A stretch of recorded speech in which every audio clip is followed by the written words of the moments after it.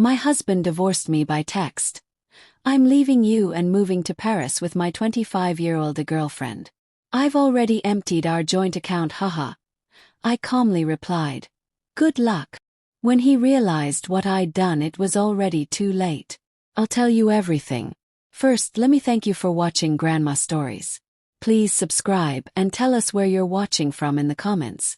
We might give you a shout out in our next video. Today's special shout out goes to Jane Harris from Florida. Thank you for being part of our family. Now, let me tell you everything. The phone buzzed while I was watering my roses in the garden. I'm done with you, Rose. Moving to Paris with my young girlfriend Sophie.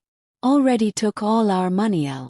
I read the message 3 times, then set my phone down next to the pink roses my grandmother had planted 50 years ago. My name is Rose, and I'm 69 years old. My husband Tom just threw away 15 years of marriage with a text message. But he picked the wrong grandmother to mess with. I kept watering my flowers like nothing happened. Tom thought he was so clever. For months, I'd watched him act strange. New haircuts, fancy cologne that smelled like he was trying too hard. He started wearing tight shirts that made his belly look funny. Going to work late again, he'd say, but his friend called looking for him one evening. That's when I knew something was up. Smart woman always pays attention. 3 months ago I started keeping my own money safe. Good thing I did. You see, Tom didn't know about my secret savings account.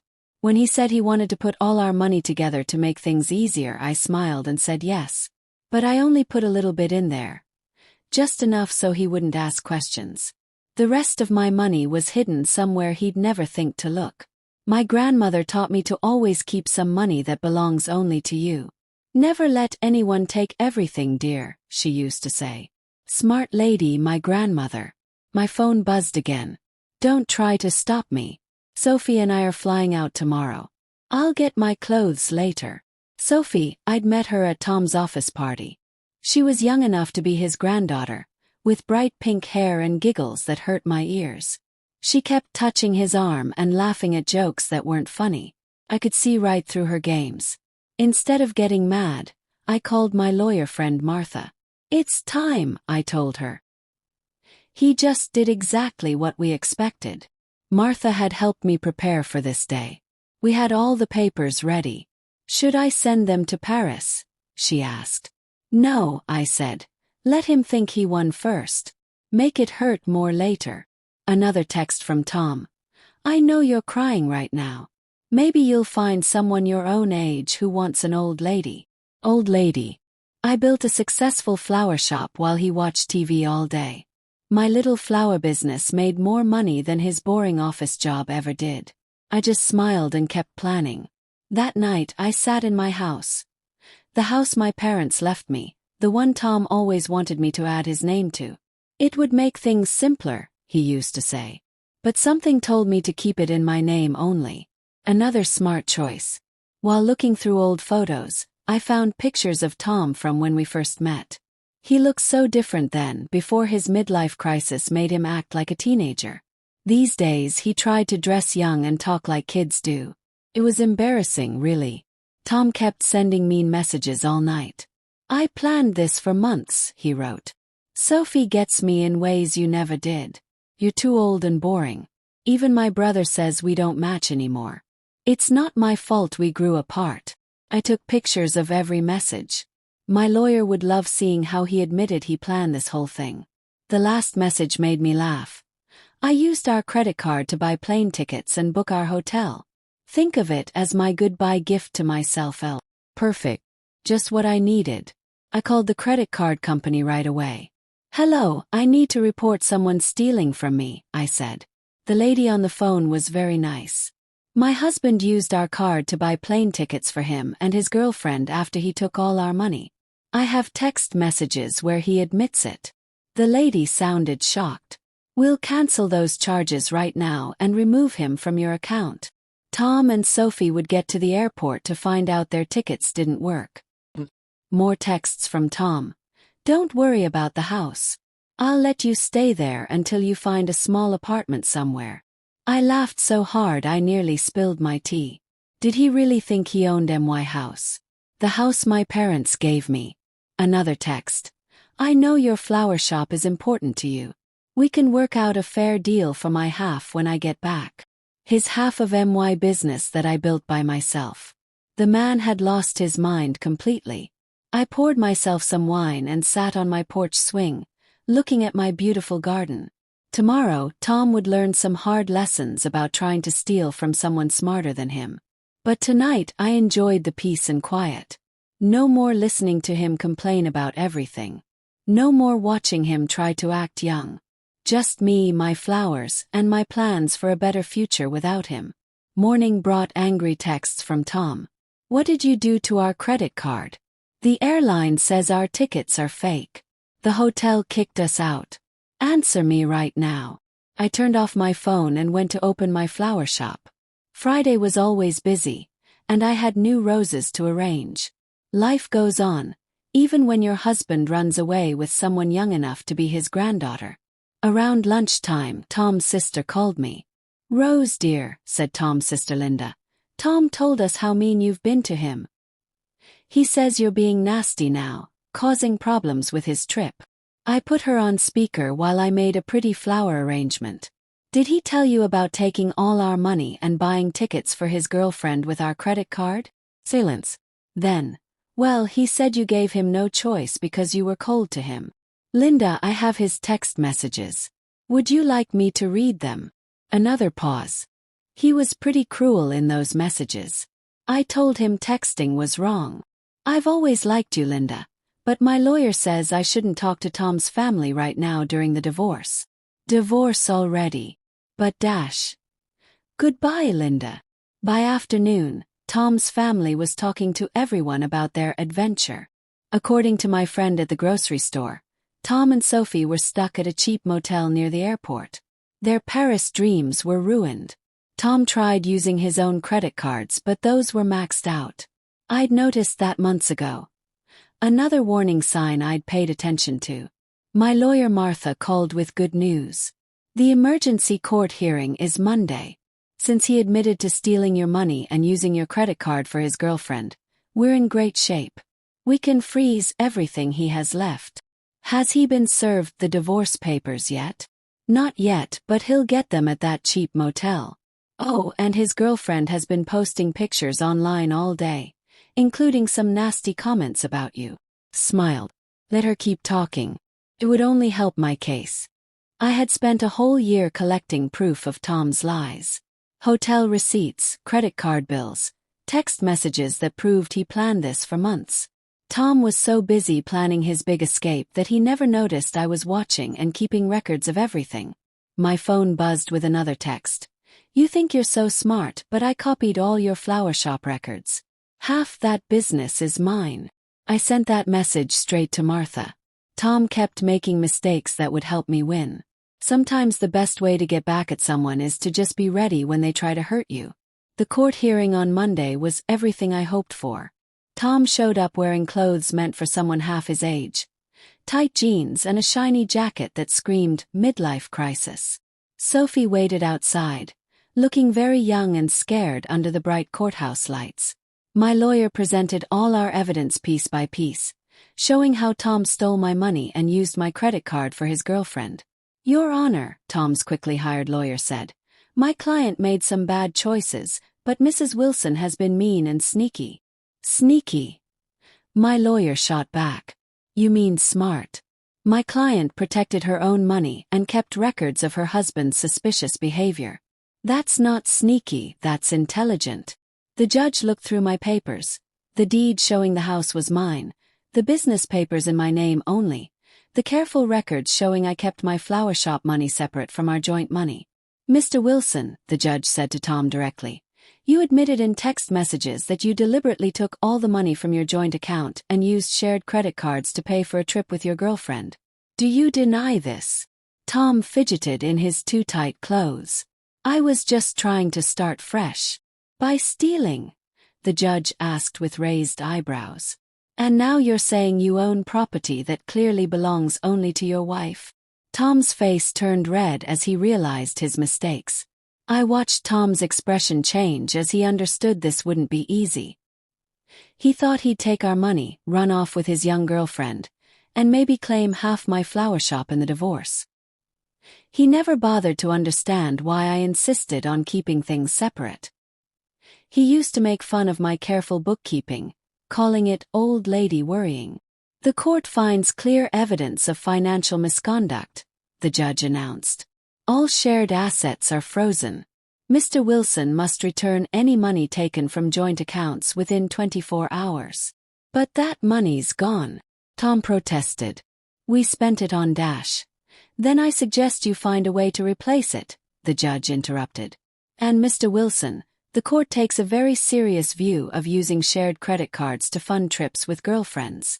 Outside the courthouse, I heard Sophie asking Tom about their Paris plans. His answer was lost as I walked confidently to my car, heading back to the flower shop he'd never understood or respected. The next few weeks brought desperate moves from Tom. He claimed my flower shop had been his idea. He said he remembered investing money in it early on. He even suggested he'd been my business partner all along. My careful records quickly proved all these claims were lies. He's getting desperate, Martha told me. His girlfriend's social media shows they're living in her tiny studio apartment now. Apparently living on a secretary's salary isn't the glamorous life he imagined. Tom's family started calling again, their attitude completely different from before. We had no idea, his sister Linda admitted. He told us you'd been cold and controlling, that he needed to escape. But then we saw his texts, the way he bragged about taking your money. That's not the brother I thought I knew. His mother called too, crying. The things he said about your age, about replacing you with someone younger. I raised him better than that. I thought I did anyway. I let their calls go to voicemail. Their support might have mattered weeks ago, but now it felt like people jumping off a sinking ship. My flower shop was doing better than ever. Ironically, local gossip about my situation brought in new customers. Women came in specifically to show support, often buying much more than they'd planned. My ex tried something similar, one customer told me while buying a big bouquet. Thought he'd take everything in the divorce. Men like that never expect us to be smarter than them. My phone still buzzed occasionally with texts from Tom. His tone swung between anger and begging. You've ruined everything. I never meant to hurt you. You'll regret being so mean. Can't we work something out? That flower shop would be nothing without my support. I sent each message to Martha without responding. Let him dig his hole deeper. Through friends I heard Sophie was having second thoughts. Sharing her tiny apartment with a broke middle-aged man wasn't the romantic adventure she'd dreamed of. The age difference that seemed exciting during secret hotel meetings felt different in harsh daylight reality. She posted about toxic relationships and learning from mistakes, Martha mentioned during our update call, and removed her relationship status this morning. I almost felt sorry for Tom. Almost.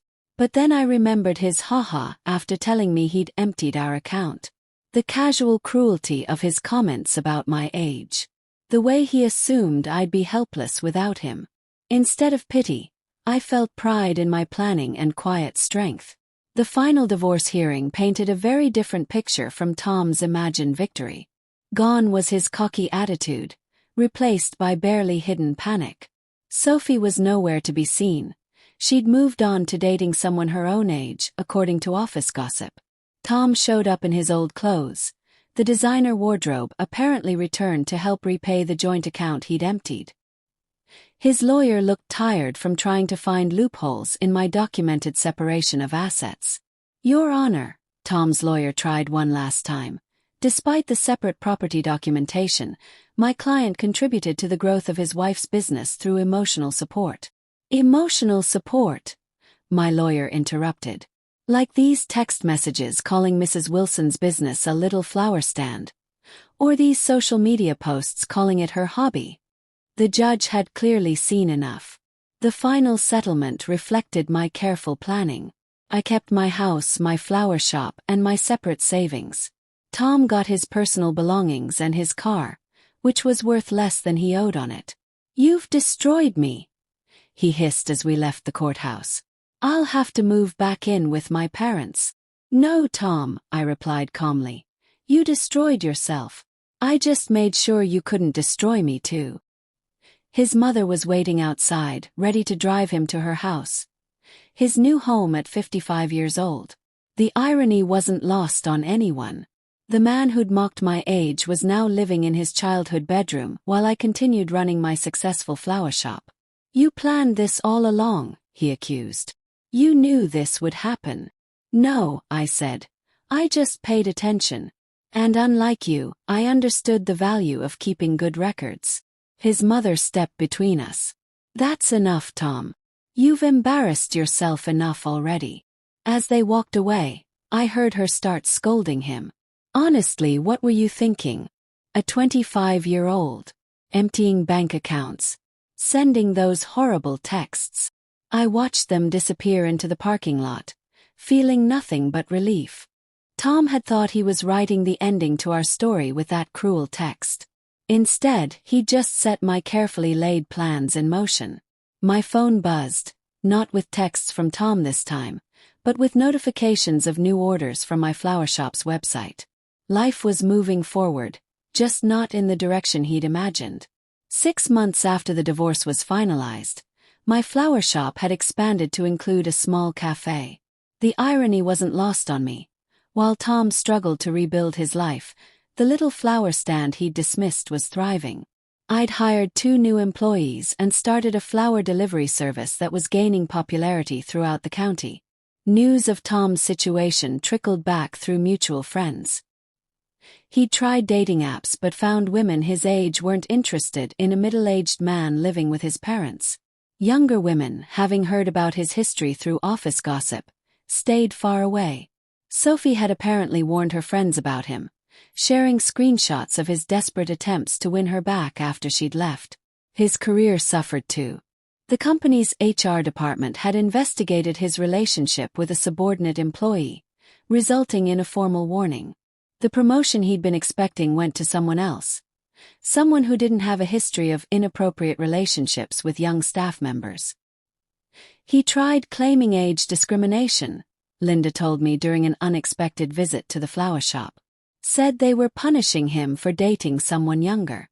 HR just added that complaint to his file. I was surprised to see his sister in my shop, but her presence spoke volumes about how thoroughly Tom had alienated his own family. I know we didn't support you at first, she admitted, touching a beautiful white rose. He played the victim so well. But watching how he handled everything, how he acted afterward, I'm ashamed we ever believed him. My lawyer kept me updated on Tom's continued attempts to challenge the divorce settlement. Each petition was denied. His claims of unfair distribution dismissed based on the evidence of his own actions. He actually tried arguing that his text about emptying the account was just a joke, Martha told me, laughing. The judge asked if haha made theft less illegal. The flower shop's success brought unexpected validation. Local business magazines wanted to feature my story, not as a scorned wife, but as a smart businesswoman who'd protected her interests. Young entrepreneurs asked for advice about keeping business and personal finances separate. The best protection is preparation, I told one young woman who reminded me of Sophie, and always trust your gut. Tom's mother called occasionally, usually after he'd done something particularly self-destructive. He'd tried online gambling, hoping for a quick fix to his financial problems. He'd gotten involved with a get-rich-quick scheme that promised fast returns. Each attempt to recover his former lifestyle just dug him deeper into trouble. I don't know where we went wrong with him, she sighed during one call. His father and I offered to help him get back on his feet if he'd just take responsibility. But he's still blaming everyone else. You, Sophie, his company, the judge. I listened politely but kept my distance. Their family drama wasn't my problem anymore. My life had moved forward, filled with plans for expanding the cafe menu and possibly adding a small gift shop section. The only reminder of Tom's impact on my life was a framed screenshot hanging in my office. His final text before I blocked his number. Have fun with your little flower stand. At least it'll keep you busy in your old age. Below it sat my latest business award, proof that sometimes the best revenge is simply succeeding on your own terms. 1 year after the divorce, I hosted a grand opening for my expanded flower shop and cafe. The event attracted local media, and the story they wanted to tell wasn't about my failed marriage. It was about a successful businesswoman growing her brand. Tom's betrayal had become a mere footnote in my success story. During the event, Sophie unexpectedly walked in. She looked even younger than I remembered, or maybe I just felt that much stronger. She shifted uncomfortably, clutching her purse. "I owe you an apology," she said quietly. "I believed everything he told me about how you were cold and controlling, how you didn't support his dreams. Then I watched him try the same manipulation on me when things got tough." I continued arranging a display of fresh sunflowers. "Those weren't his dreams, Sophie. They were just ways to escape reality. There's a difference." "I know that now," she paused. "He tried to move into my apartment when you froze the accounts. After 2 weeks of him complaining about the size of my kitchen and suggesting I take out loans for a bigger place, I understood what you meant about dreams versus escapes. I actually laughed at that. Let me guess. He had big plans but no way to pay for them." "Exactly. Everything was going to work out once his investments paid off, once he got that promotion, once his lottery numbers came up." She shook her head. "I'm dating someone my own age now. We have student loans and a small apartment, but at least we're building something real." After she left, my assistant whispered, "Was that the girlfriend?" "No," I replied. "That was just another woman who learned the same lesson I did." The flower shop had become more than just a business. It was a symbol of independence, of resilience, of the power of being prepared. Young women often sought my advice, and I always emphasized the importance of protecting their assets and trusting their instincts. Tom's mother called one last time, not to discuss Tom, but to thank me. "You taught our family an important lesson," she said, "about enabling bad behavior, about making excuses for cruelty. Tom's still living at home, still blaming everyone else, but we're not defending him anymore. That's your legacy to our family, showing us the difference between supporting someone and enabling them." I thought about that legacy as I reviewed plans for opening a second location. Tom had intended to diminish me, to trade me in for a younger model and take half of everything I'd built. Instead, he'd pushed me to become even stronger, more successful. My phone buzzed with a text from Martha. Tom filed another petition to revisit the settlement. Judge dismissed it immediately and ordered him to pay court costs. "Thought you'd enjoy that." I smiled, thinking of him in his childhood bedroom, still trying to rewrite an ending that had been determined the moment he underestimated me. Sometimes the best revenge isn't about getting even. It's about getting better. 2 years after Tom's cruel text message, I received an invitation to speak at a women's business conference. The topic wasn't divorce or betrayal. It was about building and protecting a successful business. My story had evolved from cautionary tale to inspiration. During the question and answer session, a woman asked about keeping business and personal finances separate. "My husband says I'm being paranoid, that marriage means sharing everything." "My ex-husband said the same thing," I replied, "right up until he tried to claim half my business in our divorce." Trust your instincts. Protection isn't paranoia. It's smart. The flower shop chain had grown to 3 locations, each more successful than the last. The little flower stand Tom had mocked now employed 15 people and had been featured in several state magazines. Through mutual friends, I heard Tom had finally moved out of his parents' house into a small apartment. He'd had to take a lower-paying job after his former company eliminated his position during budget cuts. His dating profile still listed him as young at heart, though his profile photo was clearly from several years ago. Sophie had become a regular customer at my original flower shop location. She'd finished her business degree and started her own event planning company. "You inspired me," she told me once, showing how a woman can build something lasting instead of falling for empty promises. I kept Tom's cruel text message framed in my office, not as a reminder of pain, but as proof of how far I'd come. Below it hung a sign that read, "Success is the best revenge." At the 3-year anniversary celebration of my original flower shop, I stood addressing my employees and loyal customers. The space had been transformed from a single little flower stand into the flagship store of a thriving business empire. Tom's mother attended, though I hadn't sent her an invitation. She waited until the crowd thinned to approach me. "I saw Tom yesterday," she said, admiring a beautiful orchid arrangement. "He was talking about his glory days, about the life he could have had. He still doesn't understand that he didn't lose everything in the divorce. He threw it away." I thought about that text message, his casual cruelty, his assumption that I would crumble without him, how he'd expected me to beg, to break, to prove him right about my desperation. Instead, I'd built something stronger than before. Each new flower shop location was proof of what women could achieve when they stopped making themselves small for insecure men. The young woman I'd hired last month came over with a question about the new computer system I'd installed. As I explained the process, I caught a glimpse of my reflection in the store window. I saw what Tom had failed to see 3 years ago. Not a woman getting older, but one getting wiser, stronger, more successful. His cruel text message had been meant as an ending. Instead, it had been a beginning. Not just for me, but for every woman who heard my story and realized she deserved better than someone else's midlife crisis. At 69, I had built something beautiful from the ashes of his betrayal. My flower shops bloomed across 3 towns, my cafe served the best coffee in the county, and my gift shop sold handmade treasures from local artisans. Tom's text had said I was too old, that I should be grateful for my little flower stand to keep me busy. Now, as I watched customers enjoying lunch in my cafe while their children played in the small garden I'd created behind the shop, I realized he'd been right about one thing. My flowers did keep me busy. Busy building a legacy. Busy proving that a grandmother's wisdom and determination could create something more beautiful than any young romance. Sometimes the cruelest words become the greatest motivations. And sometimes the best response to good luck is simply proving you never needed their luck at all.